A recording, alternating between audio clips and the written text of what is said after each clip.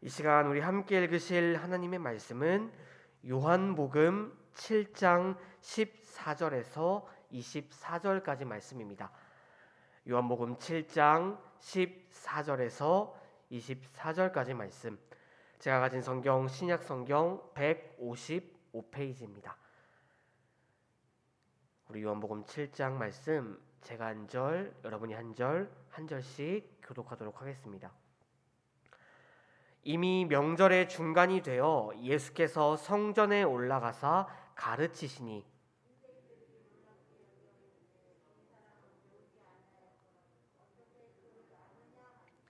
예수께서 대답하여 이르시되 내 교훈은 내 것이 아니요 나를 보내신 이의 것이니라.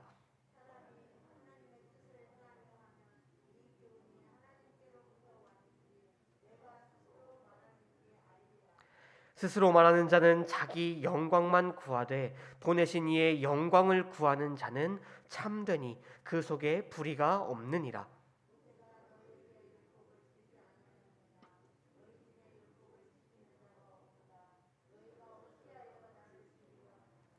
우리가 대답하되 당신은 귀신이 들렸도다. 누가 당신을 죽이려 하나이까?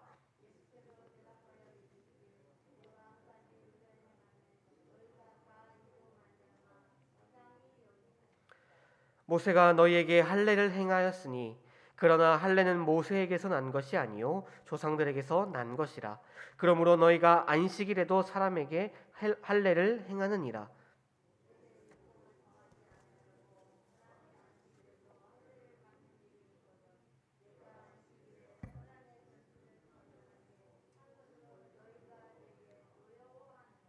우리 함께 읽겠습니다. 외모로 판단하지 말고 공의롭게 판단하라 하시니라. 아멘. 지금으로부터 2000여 년 전 이 땅에 오신 예수님. 예수님께서는 그 짧은 공생의 기간 동안 가르치셨고 복음을 전하셨고 또 아픈 자들을 치유하셨습니다. 성경은 많은 사람들이 이러한 예수님의 사역을 보고 항상 놀랐다라고 반복해서 기록하고 있습니다. 오늘 우리가 함께 읽은 말씀에도 예수님께 놀란 사람들이 등장합니다. 그들이 놀란 것은 예수님의 가르침이었습니다. 왜냐하면 예수님의 가르침은 그들이 들어왔던 랍비나 서기관들의 가르침과는 너무나도 달랐기 때문입니다. 그래서 그들은 이야기합니다. 이 사람은 배우지 아니하였거든 어떻게 글을 아느냐. 여기서 이 글을 아느냐라는 말은 예수님께서 어떻게 읽고 쓸 줄 아냐라는 것이 아닙니다. 그것은 예수님이 어떻게 성경을 아냐라는 것입니다. 당시 유대 사회는 그 어떤 일을 하든지 간에 누구에게 배웠는가가 정말 중요했다고 합니다. 우리가 지금 서울대 나왔다라고 하면 좀 높게 치는 것처럼 그 당시에는 어떤 유명한 선생에게 배운 사람을 항상 높게 올려다 보았습니다. 그런데 예수님은 어떻습니까? 예수님의 직업은 목수였습니다. 그리고 예수님께서 사시던 그 나사렛 베들레헴은 거기에 무슨 선한 것이 나겠느냐라고 사람들이 말할 정도로 정말 시골 중에 시골, 말 그대로 촌동네였습니다. 그럼에도 불구하고 그 가르침의 깊이와 넓이가 비교할 수도 없었기에 유대인들은 그 예수님의 가르침에 너무나도 놀랐습니다. 그들은 어떻게 유명한 선생에게도 배우지 않는 우리 예수님께서 이토록 놀라운 가르침을 줄 수 있는지 서로 수군거리고 궁금해했습니다. 그런 유대인들에게 예수님께서는 이렇게 말씀하십니다. 16절입니다. 예수께서 대답하여 이르시되 내 교훈은 내 것이 아니요 나를 보내신 이의 것이니라. 예수님께서 주시는 그 가르침이, 그 교훈이 어떤 자신이 새롭게 해석한 것이 아니라 예수님을 보내신 하나님의 것이라고 분명하게 말씀하셨습니다.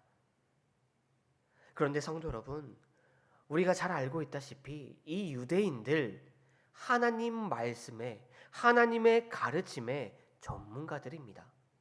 그들은 평생에 걸쳐 그 율법을, 그 하나님의 말씀을 읽고 배우는데 힘쓰는 사람들이죠. 그런데 그들이 하나님께로부터 온 예수님의 가르침, 하나님의 가르침을 그대로 전하고 계신 예수님의 가르침을 듣고 이토록 깜짝 놀라는 이유는 무엇일까요? 예수님이 그곳에서 전혀 새로운 해석을, 전혀 새로운 가르침을 그들에게 전하셨기 때문일까요? 이어지는 17절과 18절에서 예수님께서는 이렇게도 말씀하십니다. 사람이 하나님의 뜻을 행하려 하면 이 교훈이 하나님께로부터 왔는지 내가 스스로 말함인지 알리라. 스스로 말하는 자는 자기의 영광만을 구하되 보내신 이의 영광을 구하는 자는 참되니 그 속에 불의가 없느니라. 앞서 말씀드렸다시피 이 유대 사회에는 누구에게 배웠는지가 정말 중요했습니다. 이것은 그 사회에 있는 사회 구석구석 요소에만 해당되는 것이 아니라 성경을 해석하는 데 있어도 그러했습니다. 사람들은 그 어떤 말씀을 배울 때 그 말씀을 어떤 랍비가 해설했는가가 중요하게 여겼습니다.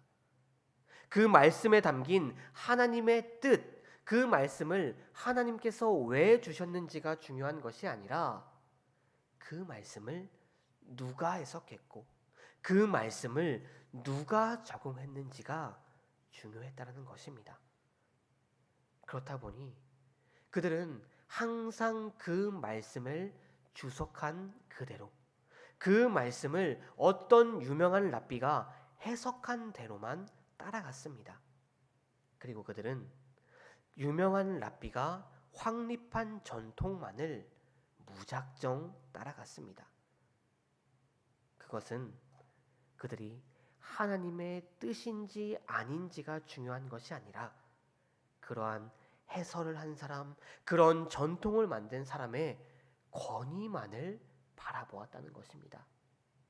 그러니까 예수님께서 금방 17절과 18절에서 말씀하신 것처럼 스스로 말하는 자만 그들은 항상 쫓아가는 사람들이었습니다. 그렇다 보니 그들은 말씀 안에 담긴 하나님의 온전한 뜻을 가르치시는 예수님의 가르침을 듣고 놀랄 수밖에 없었던 것이죠. 그들은 그 말씀을 정말 처음 듣고 처음 배웠기 때문이었습니다. 당시 예수님께서는 그 얼마 전에 안식일에 베데스다 연못에서 38년 된 병자를 고치신 일로 많은 유대인들의 비난과 공격을 받고 계셨습니다.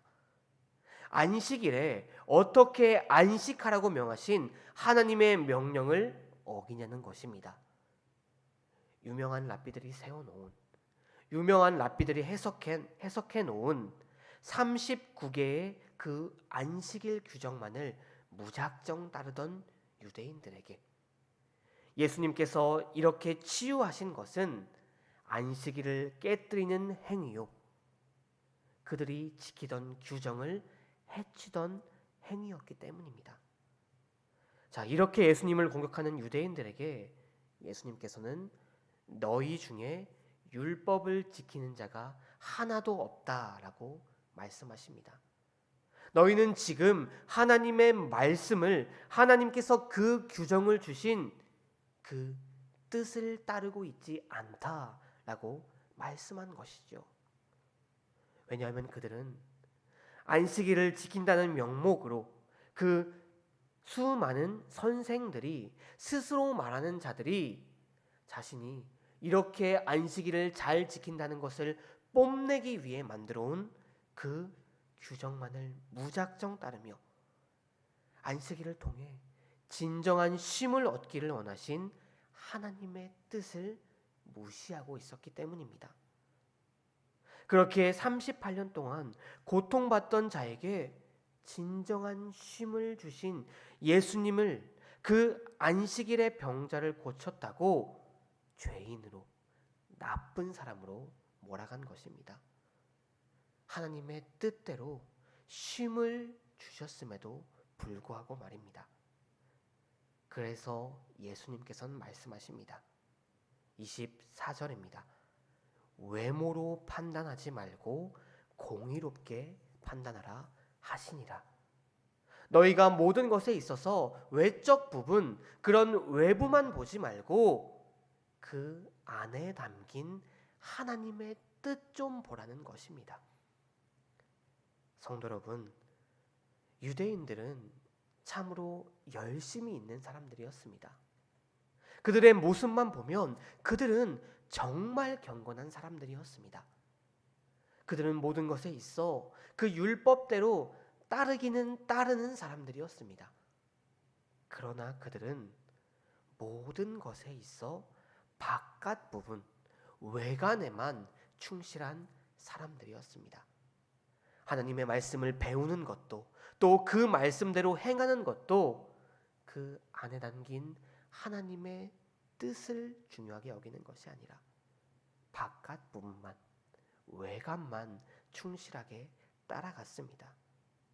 바로 그랬기에 그들은 하나님의 말씀대로 오신 예수님을 알아보지 못했던 것입니다. 저와 여러분은 그런 유대인의 잘못된 신앙에서 벗어나기를 원합니다. 주님의 말씀을 온전히 묵상하고 지킴으로 겉만 번지르르한 그리스도인, 남들이 보기에만 경건한 그리스도인이 아니라 내실 있는 그리스도인, 주님이 보시기에 정말 기뻐하시는 그리스도인으로 살아가는 저와 여러분이 되기를 바랍니다. 그리하여 주님이 보실 때 참으로 충성되고 착한 종이라 칭찬받는 저와 여러분들이 되시기를 바랍니다. 함께 기도하시겠습니다.